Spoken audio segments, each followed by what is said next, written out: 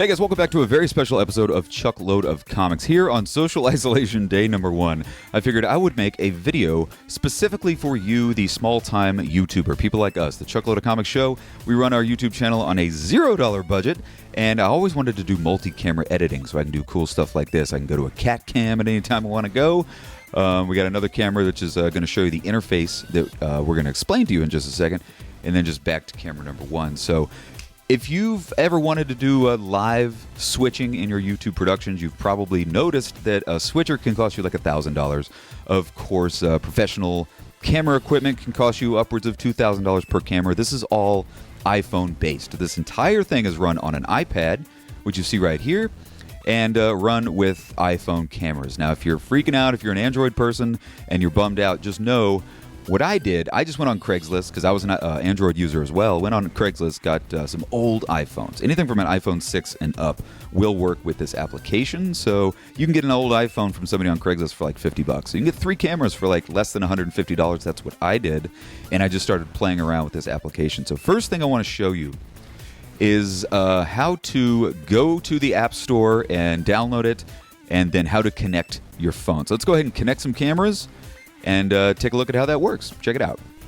So really simply, just cruise on over to the App Store, search for Rico Studio. Oh my god, it'd help if I knew how to spell Rico Studio. Okay, so there it is. It's that one right there, Rico Studio Multicam. This is what you download. It's totally free.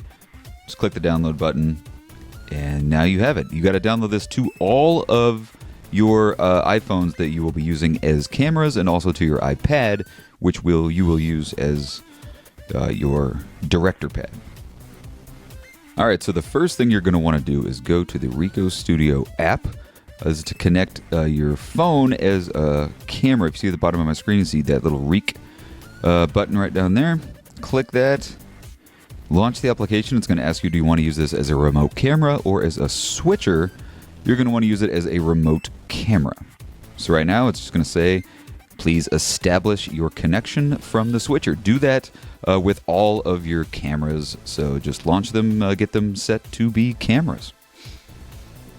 All right, so now that you have the app downloaded to all of your phones, aka cameras, as well as your iPad. I'm on the iPad now. We're going to launch the Rico Studio app right here.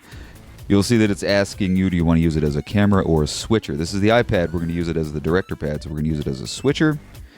And you can see it launches the application. First thing you notice is it's using the iPad as a camera. We don't want that. You might want it, you know, if that's what you're trying to do, but I'm going to go ahead and turn that off. If you see on the right-hand side where it says built-in sources, I'm going to change it from built-in camera to audio input. So now the iPad is just capturing my audio. Let's go ahead and add our cameras. So on the left-hand side on the bottom, you see a little plus sign. Click that. We're going to add cameras. Right in the middle there, you see Switcher Studio cameras.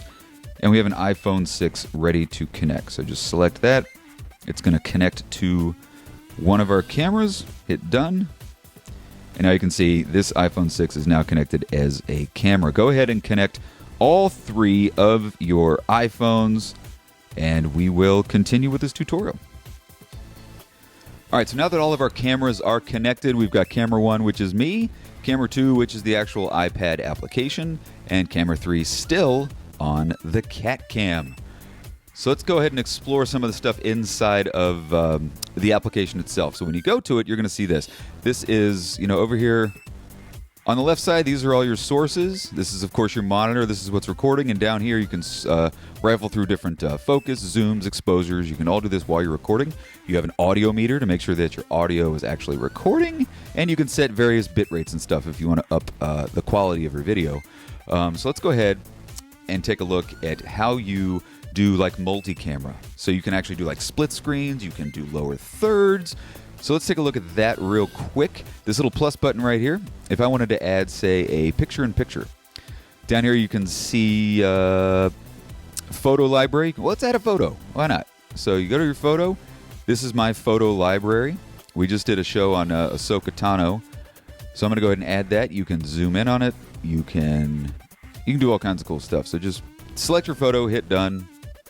So now we've got this new photo loaded right here. If I want to go to a photo, bam, you can go photo still with your recording. I know a lot of you people on YouTube, you like to throw up photos. You can do screenshots and stuff like that. Very easy to put up on the screen. Let's talk about split screening and picture-in-picture. If you go back to here, if you hit this little plus button, down here where it says multi-views. Select multi-views, and you got a whole bunch to choose from. Let's say we're going to do 3 multi-views. You can do a dashboard. There's a lot of fun ones to play. I'm not going to show all of them, but you can do this really neat kind of trippy matrix picture-in-picture. So what you do is now this is shown up on my screen here. If I want to have all 3 photos in one shot, you highlight your multi-view. See, now it's got a yellow ring around it now. Now you just select your 3 sources in the order you want them to go, and then bam. Now you've got all of your shots, all of your cams in one shot. That's a really, really cool one. If you want to get out of this, you can still see my little finger in the middle one. If you just select your multicam again, that yellow circle goes away, and then just select which source you want to go to, and bam. Now we're back to camera 1. Really, really simple. Again, this is totally free software. Let's go ahead and go through a couple other ones. Multi-view, plus button, multi-view. Let's do a picture-in-picture. Something we're all pretty used to doing. This is kind of neat. You can move your picture-in-picture window around wherever you want it. Hit done. And again, so now that I've added that, you now see my extra picture-in-picture right down here. Just select it so it gets yellow around the edge, and then pick 2 sources. I'm going to do myself and the cat cams. Now, the cat cam, poor Walter is just sleeping down here all by himself, enjoying his social isolation. Again, if you want to go back, you can just, let's see here, just select, deselect the little yellow circle, pick your source, and it goes away. So now you're back on source number 1. Like I said before, you can import your own photos, all live switched. Let's talk about some of these transitions. So right now, we're back on me. Transition-wise, you can see you have down here, you got cut transitions, cross dissolves, wipes, cubes. They actually have some pretty interesting ones. If I want to do a cube dissolve, it's a little cheesy, you know, but it can be kind of fun if you're into that kind of thing. Another one is this twist transition. Really cheesy little transition there, the twist. I'd probably never ever use that. I like to stick to the cross dissolve. Little more professional. You can also, if you go down here, you can select the duration of your cross dissolve. So if you want a faster dissolve, I like to go to like 0.4 seconds. Now you got a much faster cross dissolve between your multiple cameras. Something else you can do, like check this out. You can put up a bug. So instead, if you don't want to go full screen, if you got a little PNG logo, you can just put up these little bugs right here. How do you do that? Let's go ahead and take it down. Go to your plus button again. And this, you can bring up, we got here, photos.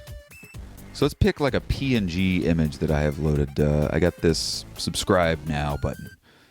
So there it is. You can use it as an image, which would be full screen. You can go to lower third, which allows you to move it wherever you want to move it.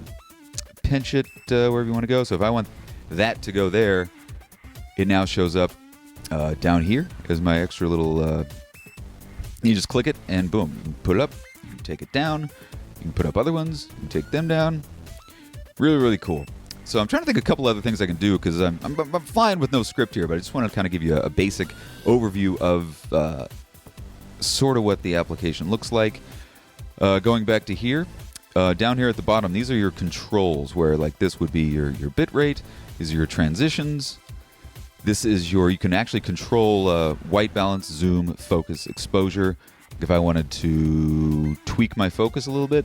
So if you turn all these off, you just leave them on auto, they go off the screen here. I'm going to put everything on manual. And if I want to tweak my exposure, I can do that. It's really, really easy. You can go really dark, really, really light. I'm going to go to like right about there. Obviously the same wing with your white balance and all that kind of stuff. So that's pretty much it. Let me think if there's a couple other things I can show you guys. While we're doing it, let's check on the cat here. Walter's still chilling, still sleeping. So guys, let me know what you think about this. It's called Rico Studio, totally free. If you get a chance to use it, let me know what you think about it. Not really much more I can say about it, but just thought I'd take a second and kind of show you guys how this thing worked. Let me know. Was this cool to you? Did you enjoy it? Would you use Rico Studio? If you have any questions, hit me up in the comments section at Chuckload of Comics on YouTube. And as long as I got it up there, be sure to click that subscribe button. and join us here all week, every weekend, during the week. We're going to be doing a lot of videos during this social isolation, so maybe I'll do another one of these and break it down a little bit further. But until then, guys, why not? Put up the subscribe button, guys. Click on the Chuckload of Comics subscribe button on the Chuckload of Comics YouTube channel. And we'll see you here next time, guys. This was a lot of fun. Hope you learned a little bit. Rico Studio. Check it out, and we'll see you here next time.